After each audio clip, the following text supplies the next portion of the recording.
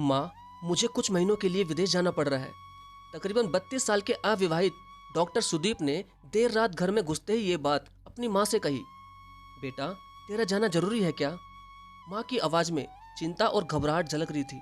माँ, मुझे इंग्लैंड जाकर कुछ रिसर्च करना है, वैसे भी कुछ ही महीनों की बात है, सुदीप ने कहा। फिर माँ मरी सी आवाज में बोली, जैसी तेरी इच्छा बेटा। और फिर छोड़ आया सुदीप अपनी माँ प्रभा देवी को पड़ोस वाले शहर के एक वृद्धाश्रम में। वृद्धाश्रम में आने पर शुरू में हर बुजुर्ग के चेहरे पर जिंदगी के प्रति हताशा और निराशा साफ झलकती थी, पर प्रभा देवी के चेहरे पर वृद्धाश्रम में आने के बावजूद भी उनके चेहरे पर कोई भी शिकस्त न थी। एक दिन आश्रम में बैठे कुछ बुजुर्ग बातें कर रहे थे, जिनमें से 2-3 महिलाएं भी थी। तभी उनमें से एक ने कहा कि आपका कोई सगा संबंधी नहीं था जो कि आपका सुदीप डॉक्टर बेटा आपको यहाँ छोड़ गया। यह सुनकर प्रभा देवी को थोड़ा बुरा लगा।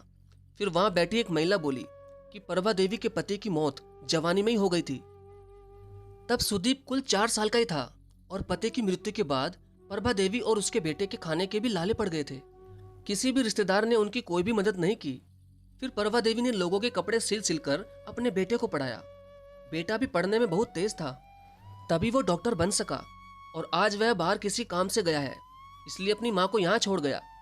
अब वृद्धाश्रम में करीब 6 महीने गुजर जाने के बाद एक दिन प्रभा देवी ने आश्रम के संचालक रामकिशन शर्मा जी के ऑफिस के फोन से अपने बेटे के मोबाइल नंबर पर फोन किया और कहा कि सुदीप बेटा, तुम हिंदुस्तान आ गए हो या अभी इंग्लैंड में ही हो? माँ, अभी तो मैं इंग्लैंड में ही हूँ, सुदीप का जवाब था।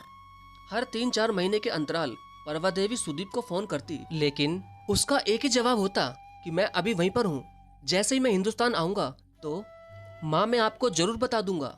इस प्रकार तकरीबन 2 साल गुजर गए। अब तो वृद्धाश्रम के लोग कहने लगे कि देखो कैसा चालाक बेटा निकला, कितने धोखे से अपनी माँ को यहाँ छोड़ गया। एक महिला तो ये बोली कि मुझे तो लगता है कि डॉक्टर विदेश नहीं गया होगा, वह तो बस बुढ़िया से छुटकारा पाना चाह रहा था। फिर किसी और बुजुर्ग ने कहा, मगर वह तो शादीशुदा भी नहीं था। अरे होगी उसकी कोई गर्लफ्रेंड, जिसने कहा होगा पहले माँ के रहने का एक अलग इंतजाम करो, तभी मैं तुमसे शादी करूंगी।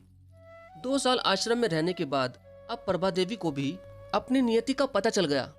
बेटे का गम उसे अंदर ही अंदर खाने लगा। वह बुरी तरह से टूट चुकी थी और ऊपर से आश्रम के लोग भी उसे रोज ताने देने लगे, उसके बेटे के बारे में भला बुरा कहने लगे थे। अब वह दिन रात बेटे के लिए रोने लगी। फिर 2 साल आश्रम में और रहने के बाद एक दिन प्रभा देवी की मौत हो गई। उसकी मौत पर आश्रम के लोगों ने आश्रम के संचालक शर्मा जी से कहा, इसकी मौत की खबर इसके बेटे को तो दे दो, हमें तो लगता है कि वो चालाक और गद्दार बेटा विदेश में होगा भी या फिर यहीं कहीं अपने ही देश में है। तभी आश्रम के संचालक आंखों में आंसू लिए बोले कि इसके बेटे को मैं कैसे खबर करूं, उसे मरे तो 3 साल हो गए। शर्मा जी की यह बात सुनकर वहां के सभी लोगों में सन्नाटा सा छा गया। तभी उनमें से एक बोला कि अगर उसे मरे 3 साल ही हो गए तो प्रभा देवी से फोन पर कौन बातें करता था। इस बात पर शर्मा जी बोले कि वो मोबाइल तो मेरे ही पास है जिसमें उसके बेटे की आवाज रिकॉर्डेड है, पर उसने ऐसा क्यों किया? ये बात सबने एक साथ पूछी। शर्मा जी बोले कि करीबन 4 साल पहले जब सुदीप अपनी माँ को यहाँ छोड़ने आया तो उसने मुझसे कहा कि शर्मा जी, मुझे ब्लड कैंसर हो गया है और डॉक्टर होने के नाते मैं यह अच्छी तरह से जानता हूँ कि इसकी आखिरी स्टेज में मुझे बहुत ही तकलीफ होगी।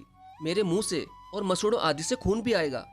मेरी यह तकलीफ माँ से देखा नहीं जा सकेगा, वह तो जीते जी मर जाएगी। मुझे तो मरना ही है, पर मैं नहीं चाहता कि मेरे कारण मुझसे पहले मेरी माँ मरे। और मेरे मरने के बाद 2 कमरों का यह हमारा जो छोटा सा फ्लैट है और जो भी घर का सामान आदि है वह मैं आश्रम को दान करना चाहता हूँ। बस आप मेरी माँ का ख्याल रखना शर्मा जी।